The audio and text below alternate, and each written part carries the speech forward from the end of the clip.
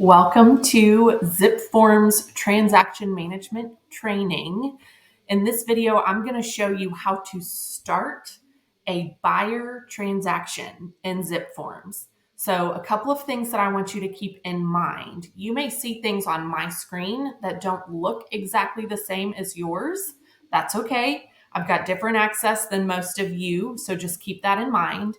The other thing is things are going to be different between a buyer and a listing. And we'll do different training videos for the listing. So keep in mind, this is just the buyer.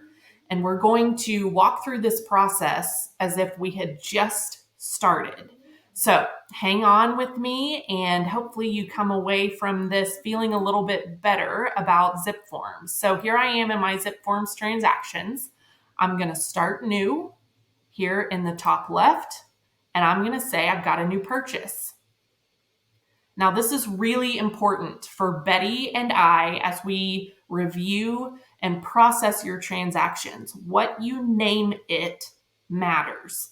So we're going to ask that you adopt a standard operating procedure of naming it the address. And then if you need to put buyer or listing or your client's name, you can put it like that. So if you want to put buyer or you want to put, Mills family, whatever it is, I like to put buyer.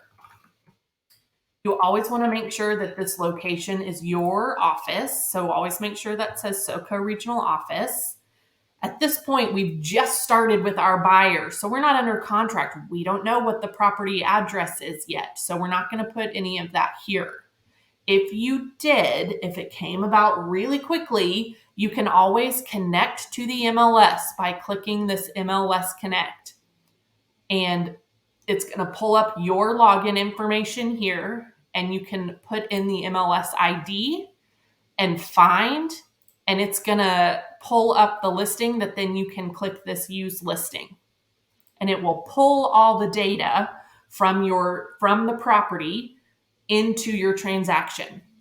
You can always go back to this MLS Connect, and I'll show you how to do that once you are under contract. But we're going to move forward like we don't know what property we're purchasing yet. I'm going to select that this is residential. And I want you to take note here in this category, there is not a lease category. So you want to just select residential if you're working with a tenant. And you can start in active or in prospect. I like to start in active. There's no harm there. You can start in prospect. If you're not under contract yet, that's fine too. This is going to look different for you. And then the templates here. You want to select the company template, and it's a company template because it will say this word global for a new buyer or residential sale buyer, and then save. So you might notice that ZipForms Transaction Management runs a little bit slower sometimes, and that's okay. Just stick with it. The first thing, once you get this transaction opened, is you'll see it's given a transaction ID number. Here's the what you've named your transaction. And this right here is where you can click to do the MLS Connect once you are under contract, and it will pull all the data from the MLS, which is sometimes helpful. This taskbar right here, we started this transaction in active. When you go under contract, it is your responsibility to move it to pending. Okay? So you want to be sure that you complete this property summary, the summary tab, as completely as possible. This is how Betty will send your CDA. So again, we don't know the address. We don't have an MLS number. So we don't have this information. That's okay. We don't have the purchase summary. That is also okay. This right here, the comments section, this is where you might put something that Betty would need to know for your CDA, your commission disbursement agreement. So let's say you can see in the past, I've put no sold cards, please. I don't want to send sold cards to this neighborhood. Or maybe if it's a referral, you might want to note here, hey, this is a referral from whomever. And you're going to put your commission here, always 3%. If you're working a lease, that might look a little bit different. It will auto calculate the number that goes here. So once you have the cost, it will auto calculate that. You just need this number. Here's the spot where you would put the referring agent and all of that information here. Same on the listing summary. Once you know the property, you're going to want to put the listing date, the price, etc. Also a spot for comments. You may not know what the listing side commission is. That's okay. When you have a listing, you're going to want to fill this out. Okay, so fill out this summary tab as completely as you possibly can. The next most important thing is this parties tab. Betty can't send a CDA to a title company that she doesn't have contact information for. So right over here on the left side of the screen is a list. The only thing in here now is me because I haven't told this transaction that I have other parties.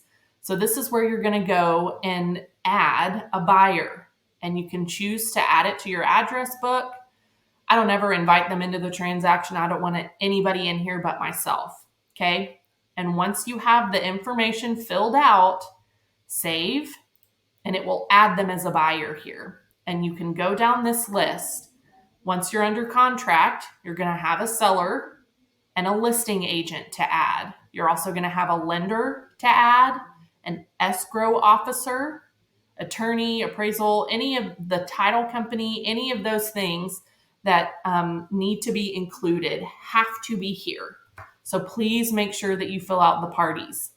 And then the only other thing that I want to walk through at this point in the training is under our documents.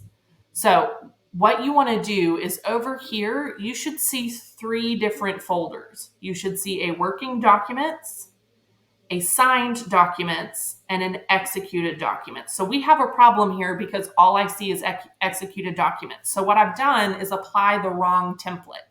Okay, so I'm going to go right here to apply template, and I'm going to choose a global template that is buyer representation. Okay, we're not under contract yet. I need buyer representation. The one we selected previously was new residential buyer. Clearly, I don't need that, okay? So we're going to apply that template, make sure that the right folders show up over here on the left side of the screen, and there they are. So the next thing that I'm going to do is I'm going to go through this list here, and anything that I know I'm going to need, I'm going to move into working documents, okay? I know I need the IABS. I'm going to have a contract at some point. I know it's finance. They're not paying cash. I don't know about this one yet, but maybe. I know I'm going to have a rep agreement. I always love to do the buyer service pledge. I know I have to have general info and et cetera, okay? And then once I get through all these documents, I may not need the intermediary relationship, but I might, so I want to hang on to it. Same thing with the appraisal waiver and the HOA addendum. I know I need these 2 disclosures, so I'm going to hang on to all of these. And I'm going to move these documents into working documents. I've got them all checked, so I'm going to come right up here and say move working documents. And look what this does. It cleans this all up. So this is a little less overwhelming when you come into your transaction. Some of you don't have these big icons. You have a list of documents, which might look like this. So I changed the format of this view by clicking these 4 little dots here. This is just a personal preference. There's not a right or wrong to do the list or these icons. I like to work from these icons a little bit better. It looks a little cleaner to me, but it is your personal preference. If you like the list, you can keep the list, okay? So now all my documents are in working documents, okay? We're going to stop there for this training video. I hope this was helpful for you. We'll pick it back up with buyer transaction in our next video. As always, let me know if you have any questions.